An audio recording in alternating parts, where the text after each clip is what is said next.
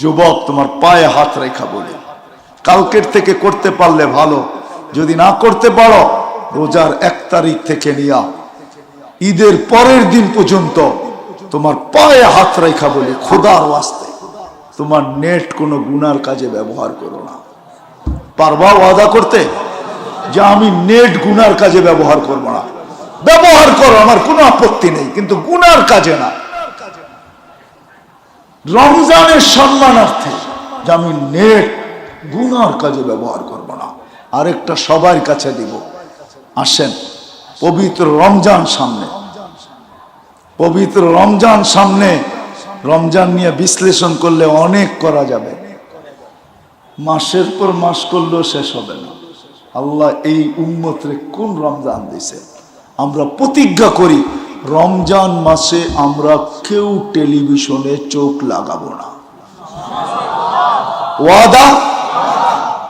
পরে জায়েজ না জায়েজ এই ফতোয়া আমি দিতেছি না, কিন্তু রমজানের সম্মানার্থে আমরা কোন পুরা মাস টেলিভিশনে চোখ লাগাবো না।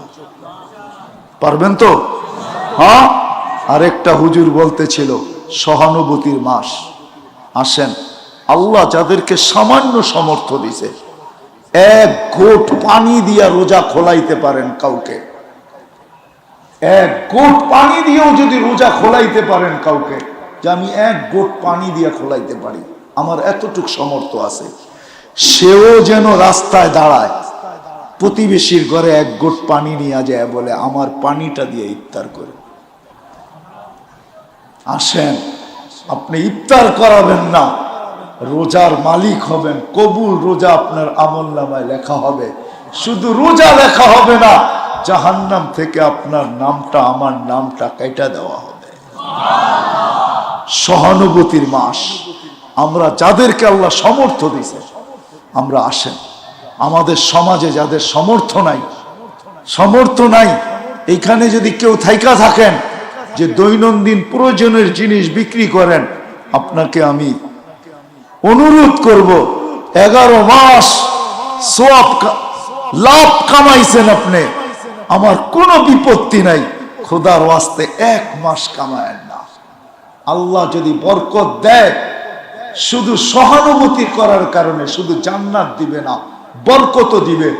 তারপরের মাসে আপনি দেখবেন যে কতটুকু 11 মাসে আল্লাহ পোষায় দিবে আপনাকে। শুধু পোষায় দিবে না, হইতে পারে 11 মাস সবজি বিক্রি করে আপনি বাড়ি গাড়ির মালিক হইতে পারেন। আল্লাহ পারে না? পারে না? পারে। আপনি 1 মাস সহানুভূতি দেখান, যেই দামে কিনা ওই দামে বিক্রি।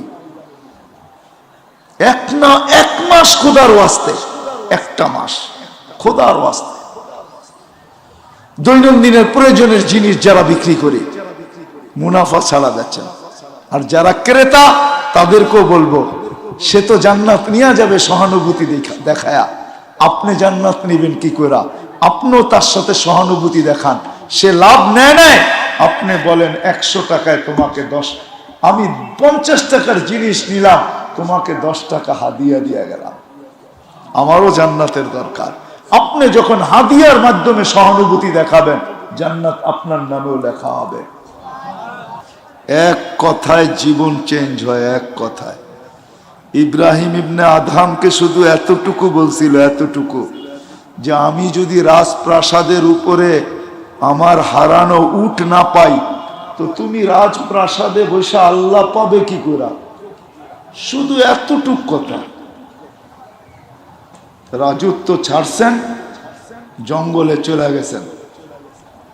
এখন ইব্রাহিম ইবনে আদহাম রহমতুল্লাহ আলাইহির ইতিহাস আমরা পড়ি। বলখের বাদশাহ ছিলেন, বাদশাহ।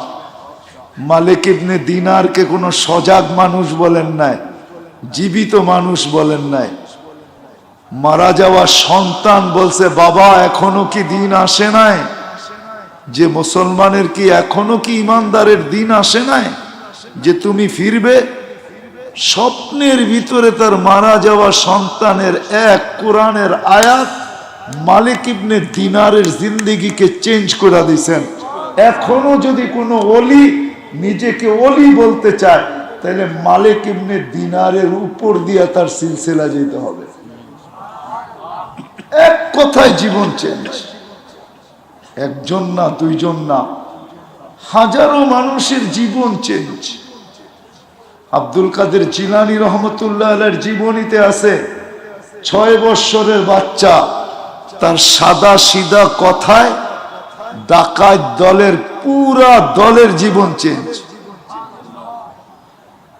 সবার মাল লুটা নেওয়ার পরে ডাকাতের সর্দার জিজ্ঞাসা করছে, ও বাচ্চা, তোর কাছে কি কিছু আছে?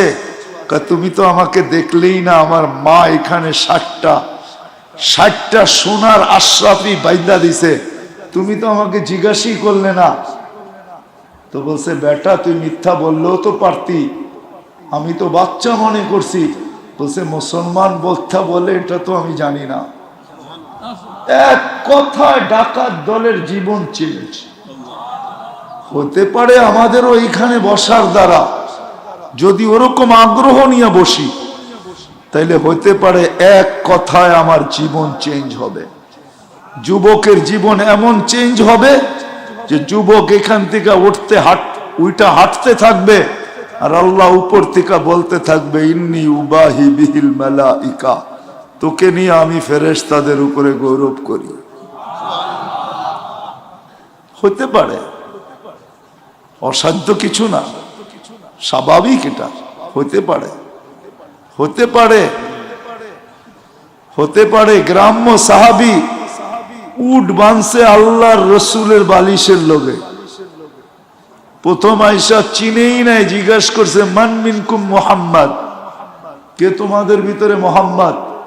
পরিচয় যখন করায় দিছে তো উট বানতেছে আল্লাহর রসুলের বালিশের লগে, আর দাঁড়ায়া জিজ্ঞাসা করতেছে, 5টা কথা জিজ্ঞাসা করছে, 5টা। একটার ব্যাপারে তো আল্লাহর রসুল বলছেন, হ্যাঁ সত্য, ঈমান আনতে হবে। বাকি 4টার ব্যাপারেই আছে, 4টার ব্যাপারে আল্লাহর রসুল বলছে, ইল্লা আনতা তাওয়া, নফলও করতে পারো, নামাজ ফরজও পড়তে পারো, নফলও পড়তে পারো, রোজা নফলও রাখতে পারো, রমজানেরটাও রাখতে হবে তোমাকে, হজ নফলও করতে পারো, উমরাও করতে পারো, যাকাত দেওয়ার পরে খয়রাত সদকা খয়রাতও করতে পারো। তো গ্রাম্য লোক যাইতেছে আর বলতেছে, লা জিদু আলা হাদা ওয়ালা আনকুস, যেটা করণীয় ওইটা ছাড়ার সুযোগ আমার কাছে নাই, কিন্তু বেশি যেটা করতে বলছেন ওটা করার মতো সুযোগ আমার কাছে নাই, সময় নাই। বইলা খুলছেন রশি আর হাঁটতে শুরু করছেন। আল্লাহর রাসূল বলছে, জান্নাতি দেখলে দেখো, ওই যে যাইতেছে।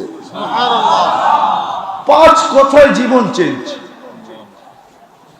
আল্লাহর হ্যালো বন্ধুরা, আমাদের চ্যানেলটিতে নতুন হয়ে থাকলে লাইক করুন, সাবস্ক্রাইব করে পাশেই থাকুন।